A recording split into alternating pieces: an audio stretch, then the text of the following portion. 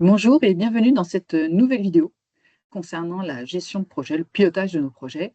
Aujourd'hui, je souhaite vous parler de l'échéancier du projet. Alors, échéancier, c'est peut-être un terme que vous n'avez jamais entendu parce que vous connaissez le terme de planning. Échéancier, c'est le terme technique de planning. En effet, la difficulté avec planning, c'est que ça ressemble terriblement au verbe to plan en anglais, qui lui ne veut pas du tout dire faire un planning, mais qui veut dire préparer. C'est la raison pour laquelle, globalement, nous utiliserons le terme d'échéancier, même si, et je m'en excuse par avance, il y a forcément des moments où je vais confondre les deux. Planning, échéancier, pour nous, la même chose. En revanche, si demain vous travaillez avec vos homologues anglophones, surtout n'utilisez pas le terme de planning, mais le terme de schedule ou schedule en fonction, s'ils sont américains ou anglais. Ceci étant dit, avançons. Je suis Isabelle Laurent-Collin, directrice du cabinet de consultants ILC Consulting et professeure associée au sein d'Excelia Business School, spécialisation gestion de projet et gestion des risques. Alors, pourquoi vous parler de l'échéancier? L'échéancier est au cœur du pilotage des projets. C'est à la fois un outil particulièrement apprécié par le management, par les équipes et le client. Il est donc important de le décrire, mais aussi de vous mettre en garde contre un certain nombre de dérives qui malheureusement peuvent exister. Tout d'abord, une définition. Le planning de projet, ou l'échéancier d'un projet, est donc une représentation structurée et chronologique des activités du projet, intégrant les tâches, donc ce que l'on va réaliser, les durées associées à tout ce qui devra être réalisé, la façon dont ces tâches vont s'enchaîner les unes par rapport aux autres, les tâches prédécesseurs, les tâches successeurs, les responsables de chacune de ces activités et les jalons qui sont en fait des points d'étape, des moments clés de cette planification. L'échéancier, lorsqu'il est réalisé et engageant, c'est-à-dire que l'ensemble des contributeurs se sont engagés à tenir en fait les estimations qu'ils ont partagées avec le chef de projet, cet échéancier sert de feuille de route pour exécuter ensuite le pilotage des projets. Ce qui est important de comprendre, c'est qu'il existe plusieurs types de représentations structurées des échéanciers du projet. 3 sont particulièrement communes. La première, qui représente vraiment, on va dire, la majorité des outils de planification pour les projets en mode prédictif, donc les projets par phase, dont le cahier des charges est bien connu à l'avance, c'est le diagramme de Gantt. Le diagramme de Gantt, c'est donc celui qui est à gauche sur cette slide. Chaque activité, chaque tâche est représentée par une bande. La bande représente la durée de l'activité. Chaque bande est ensuite liée à la suivante par un lien.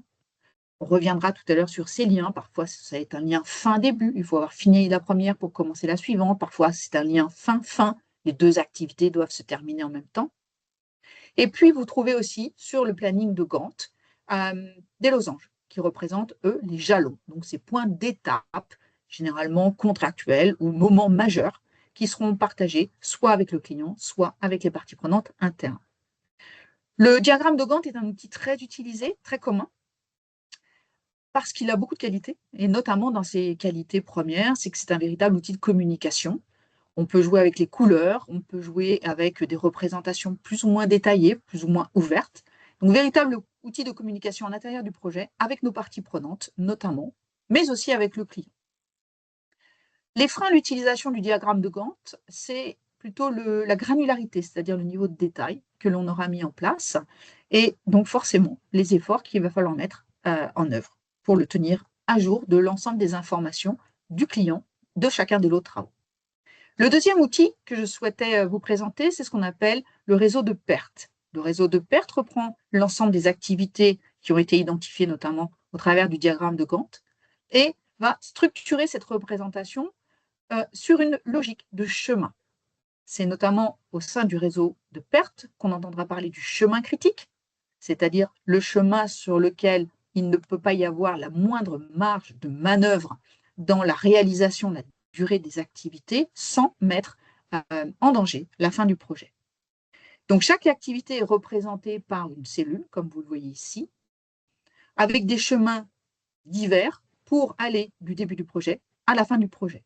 L'intérêt notamment du diagramme de Gantt, c'est qu'il s'agit d'un véritable outil de simulation et d'optimisation de planning.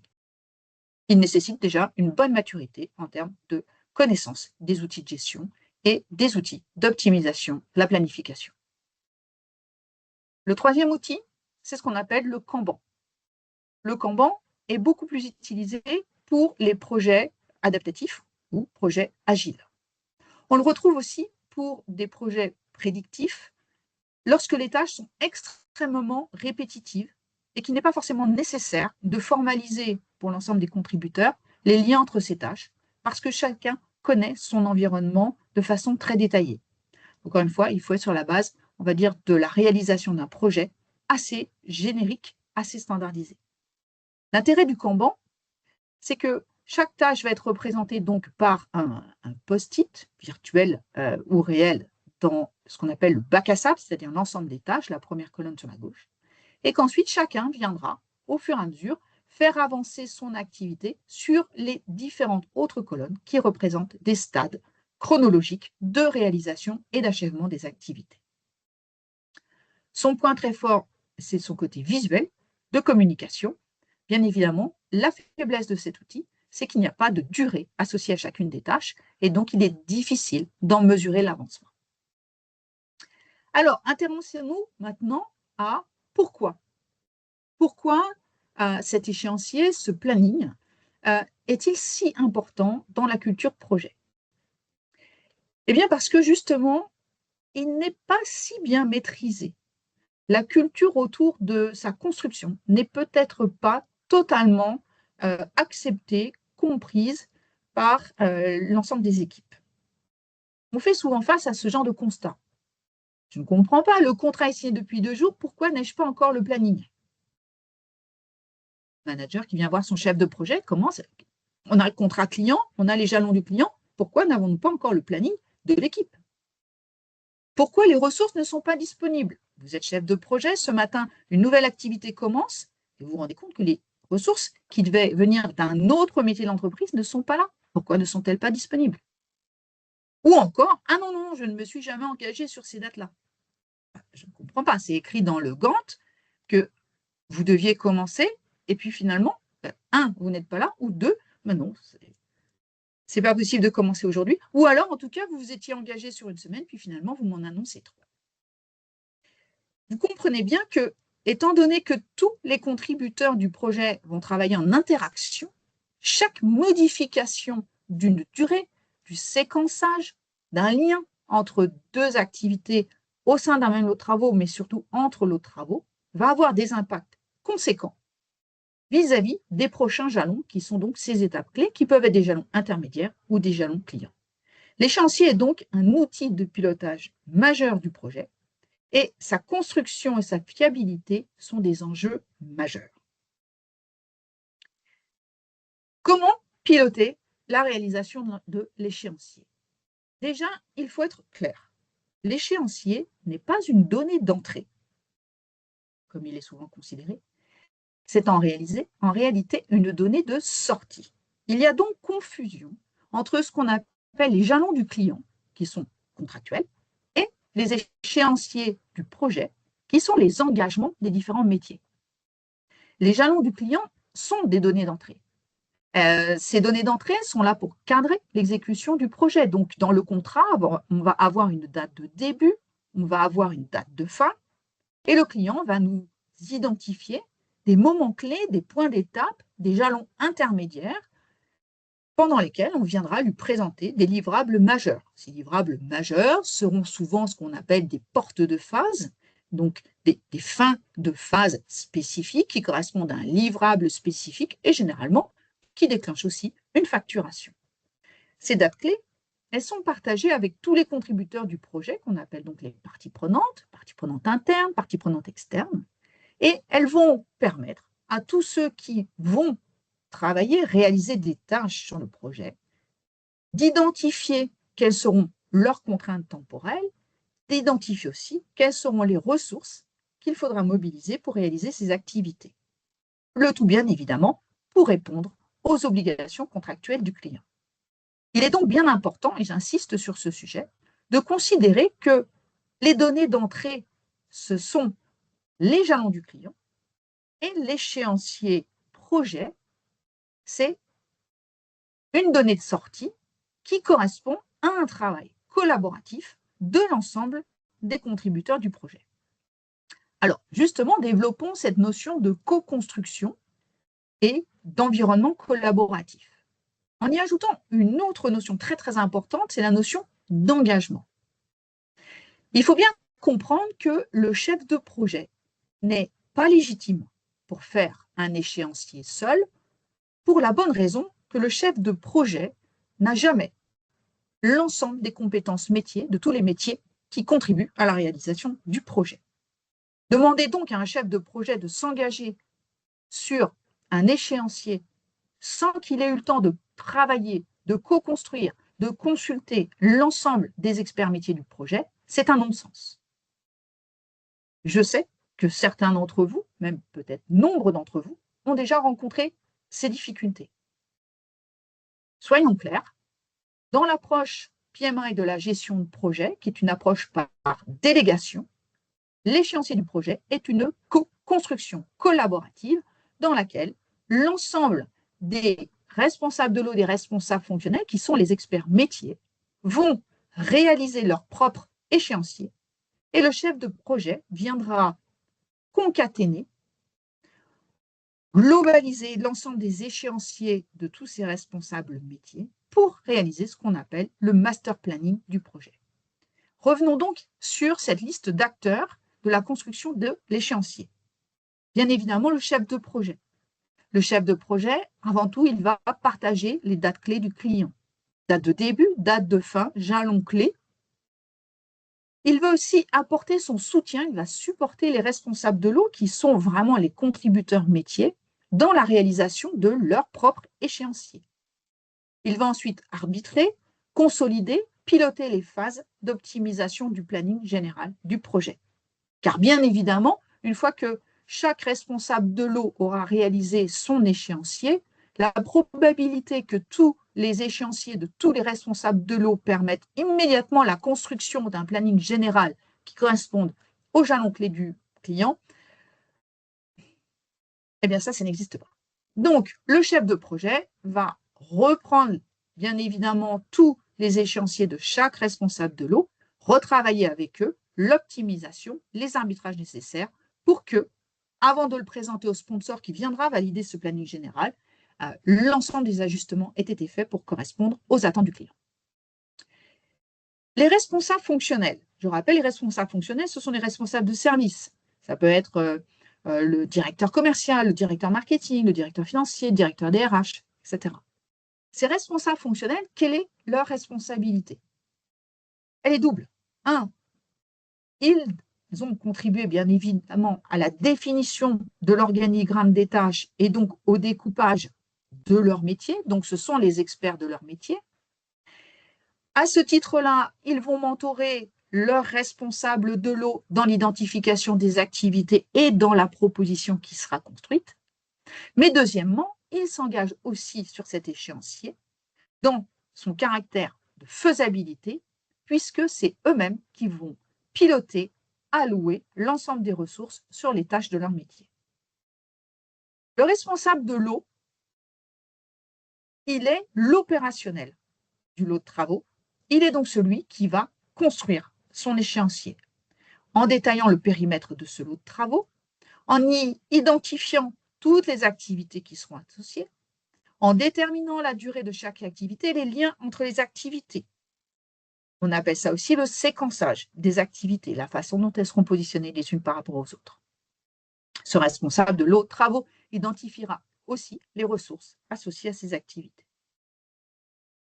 Et bien évidemment, le sponsor, comme je l'ai dit tout à l'heure, qui est celui qui viendra valider l'échéancier du projet.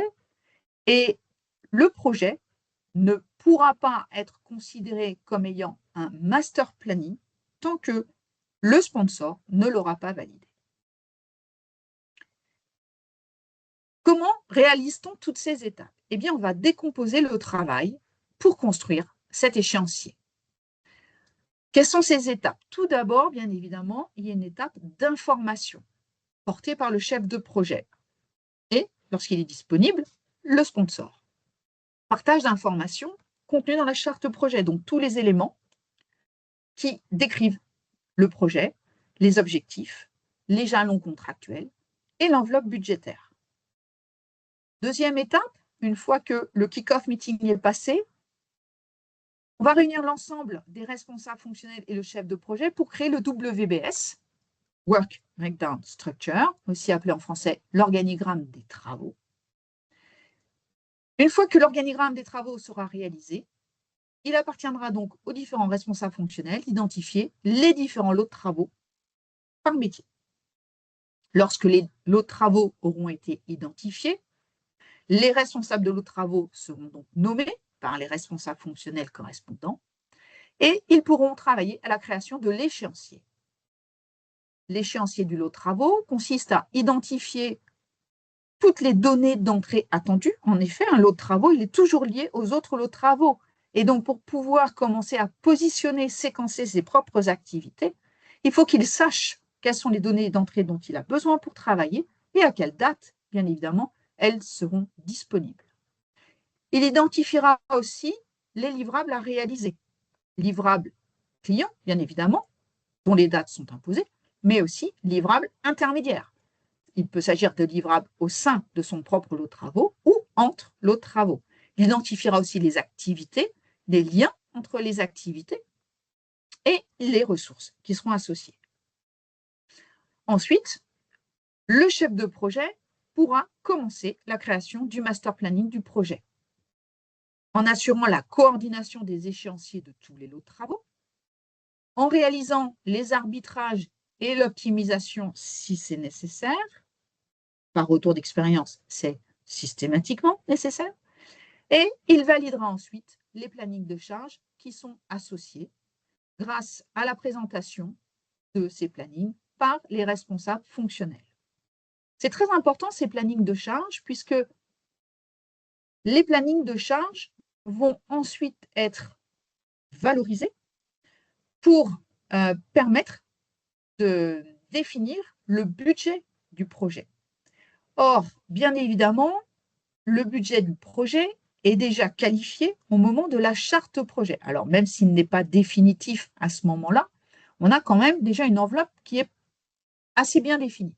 Donc, il est important que, même en phase de création du master planning du projet, on commence déjà par estimer si le planning de charge que l'on propose est tenable, non seulement en termes de ressources disponibles en interne, ressources disponibles en externe, mais en termes aussi d'euros. La dernière étape dans la réalisation de ce master planning, c'est la validation du master planning par le sponsor. Alors, ensuite, on va rentrer un tout petit peu plus dans le détail. Quels sont les éléments qu'on va retrouver sur cet échéancier? Des informations concernant les activités, qu'on appelle aussi donc les tâches, et des informations concernant les jalons. L'échéancier est composé donc d'activités. Ces activités, je le répète, elles sont identifiées par les experts du métier. À aucun moment, le chef de projet n'est légitime pour identifier les différentes activités du planning d'un lot de travaux. Il peut apporter son soutien, bien évidemment. Il peut travailler avec le responsable de lot de travaux pour lui donner un maximum d'informations, mais il n'est pas légitime pour répondre à la place d'un responsable de lot de travaux. Il ne doit pas se substituer au responsable de lot de travaux. Il peut avoir été responsable de ce même lot de travaux sur un autre projet et donc avoir ses compétences. Le danger dans ces cas-là, c'est qu'on va s'attendre en fait à ce que finalement le chef de projet se substitue au responsable de lot de travaux. C'est une énorme erreur. Pourquoi? Parce que déjà, les activités peuvent avoir évolué depuis cet ancien projet et deux, c'est déresponsabilisant pour les experts métiers. S'ils considèrent que le chef de projet peut prendre des décisions à leur place, il ne sera pas ensuite possible de leur demander de s'engager. Donc l'engagement passe par le fait que c'est bien l'expression d'activités identifiées par les lots de travaux et que cet échéancier est vraiment le résultat d'un travail de collaboration, mais pas d'un travail de substitution. Ces activités sont donc identifiées par les experts de métier, donc dans les différents lots de travaux. Ces activités ont une durée. Comment estime-t-on cette durée? Deux possibilités.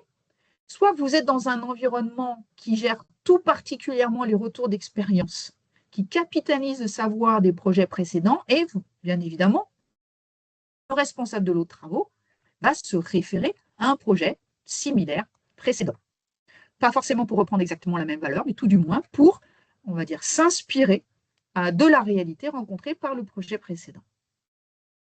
Si dans l'organisation, vous n'avez pas de retour d'expérience sur un projet similaire précédent, vous pouvez aussi utiliser des formules statistiques qui sont donc acceptées à partir de 3 niveaux d'appréciation, ce qu'on appelle la durée optimiste, la durée la plus probable et la durée pessimiste. La durée optimiste ou pessimiste, bien évidemment, il ne s'agit pas d'aller dans les excès. On reste dans un environnement professionnel récurrent, acceptable. Mais la durée optimiste, c'est globalement celle qui ferait l'objet d'un environnement avec très peu de contraintes, peu de complexité. La plus probable, c'est celle qui s'appuie sur un retour d'expérience significatif. La pessimiste, ce serait une appréciation dans laquelle, globalement, l'environnement serait peut-être plus contraint et plus complexe. Et la formule que nous vous proposons d'utiliser, formule de distribution statistique, c'est la durée optimiste plus 4 fois la durée plus probable plus 1 fois la durée pessimiste, le tout divisé par 6. Mais une fois que ces activités ont une durée, elles vont ensuite servir donc, de données d'entrée pour identifier quelles sont les ressources qui les réaliseront. Bien garder en tête qu'il ne s'agit pas uniquement de ressources hommes, mais aussi de ressources matérielles, de ressources de consommables et d'autres ressources qui peuvent bien évidemment permettre de réaliser ces activités. L'échéancier est donc composé d'activités, il est aussi composé de jalons. Ces jalons, ce sont des points d'étape contractuels ou internes. En fait, ce sont des moments clés, notamment pour la mesure de la performance du lot de travaux ou pour la mesure de la performance du projet. À ces jalons sont généralement associés des livrables qui vont peut-être donner lieu à des procès-verbaux, à de la facturation, ou en tout cas qui vont nous permettre de vérifier si la performance à date est en ligne avec la performance attendue du projet. Voilà pour cette présentation rapide, je le concède, sur l'échéancier. L'échéancier est un environnement assez technique. Je vous invite donc à approfondir, bien évidemment, ce sujet-là. L'objet de cette vidéo, c'était de vous donner une perspective un peu rapide, mais surtout, en fait, de bien parler de cette co-construction, de cette collaboration et de cette notion d'engagement des lots de travaux vis-à-vis du master planning. Grâce, en fait, à ces comportements et à ces façons de travailler, l'échéancier devient un véritable outil d'engagement. Et ça, c'est essentiel.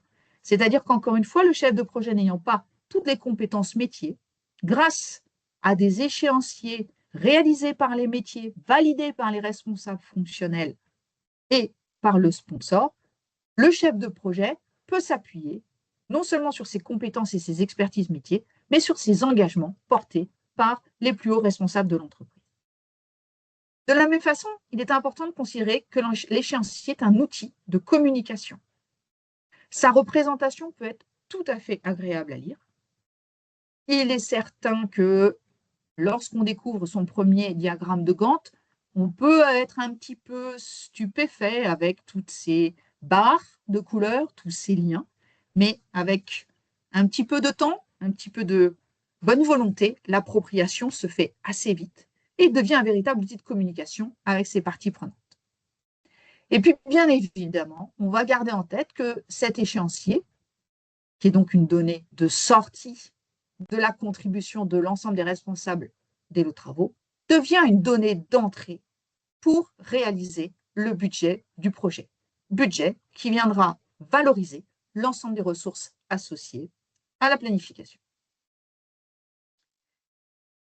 Si vous souhaitez aller plus loin concernant la mise en place de cet échéancier, concernant toutes les techniques de valorisation du plan de charge des ressources, concernant aussi les techniques d'optimisation de ces échéanciers, Je vous invite à vous référer à notre ouvrage « Piloter votre projet, outils et bonnes pratiques du management de projet ».